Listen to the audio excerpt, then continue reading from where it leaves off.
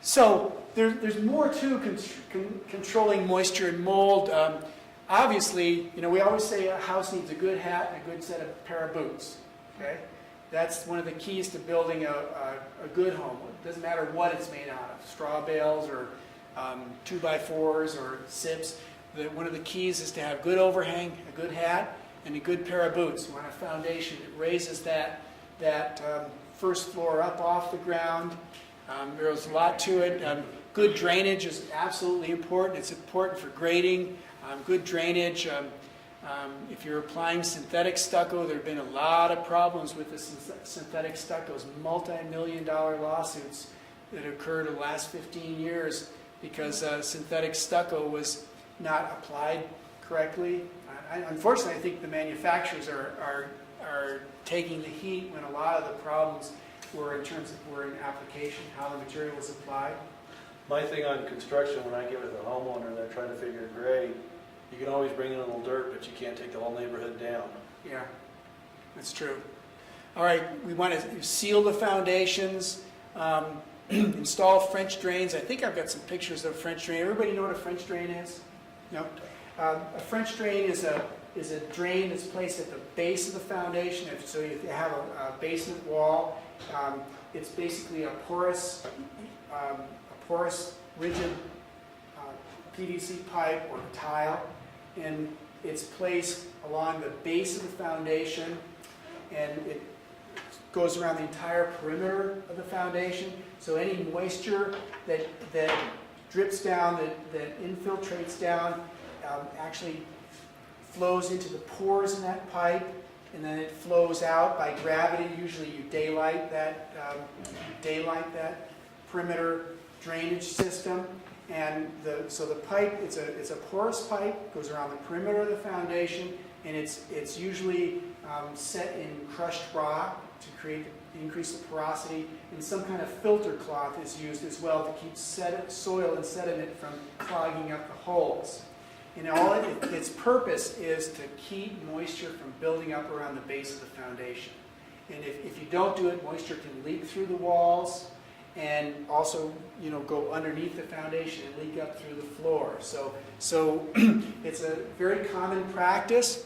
I'm beginning to think that there are smarter ways to do that. There's smarter ways to get moisture away from the foundation. Sure, you want to grade it, you want to waterproof it. You have a porous material that you backfill with. You use a structural backfill that's fairly porous, so it allows moisture to get around. But I'm thinking from the work I've done and the problems I've had with these French drains, because they can clog up. You can get rodents in there that build nests inside them. We're looking more at doing superficial drainage, is that you don't even allow the moisture to drip all the way down, is that you build a drainage system superficially, real close to the surface, so that as soon as that moisture comes in, and you push it away from the house. And I don't have any drawings of that. I tried to find one, but there is in the book. I'll show it to you in the book. There's a project on drainage and keeping moisture out of basements, and there's a good picture or drawing of a superficial drain. Question? It just came to mind. It seems like inside of a French drain, you could do something like they have on gutters, where they fill it with a porous material or something on the inside, so somebody can't live in it, like a rodent. Yeah, I suppose if you could fill it with something like that, it would probably dramatically reduce the capacity of that system. But I like where you're thinking. You definitely need where it daylights. But what I mean by daylight is that the peripheral drain it generally drains at one point. All of it connects together at one point, and then it drains downhill. It's all sloped slightly downhill, and it drains. And by daylighting, it just goes to somewhere on the property where it actually comes out, at the side of the hill where it'll drain out. You can drain it into sumps. You can dig holes in the ground and fill them with rocks, so it can drain into that as long as it's placed far enough away from the home. So does that make sense? Our code out in flat country brings in footing it right into the house, into itself. Oh yeah. In fact, it's poor deal. In flat country, they do it just the opposite. They actually take it into the house, into a sump pump, a sump inside the house. And they have a pump, an electric pump that pumps it out of the house. Yeah, you see that in a lot of places where there's soil drainage is poor, it's so flat, there's no daylighting. So is that internal or external to the foundation? It's external too. You can actually do it internally under the floor someplace. That's true, That too, yeah. both of them. And if you're having, well, there's just this, it's a big area. Let me just move on, because it's just, and I'll talk to you some more about it, but you can do it, there are lots of different options to get moisture out of the basement. And there's some products which are really good if you've got a basement that tends to flood or leak a lot. There's some products you can retrofit on the inside of the foundation wall. All right, there are green products that you can use actually to reduce mold buildup inside a wall cavity. Anybody know what those are? Well, the liquid foam insulation, yeah. Anything like, there's Icynene is a very environmentally friendly insulation. It's a CO2 is a blowing agent. It's a really cool product. Very, very expensive. Extremely expensive. It's a liquid foam. It's a liquid that, let's just imagine you just built a house. You're building a house. You frame it up. You put the OSB on the outside.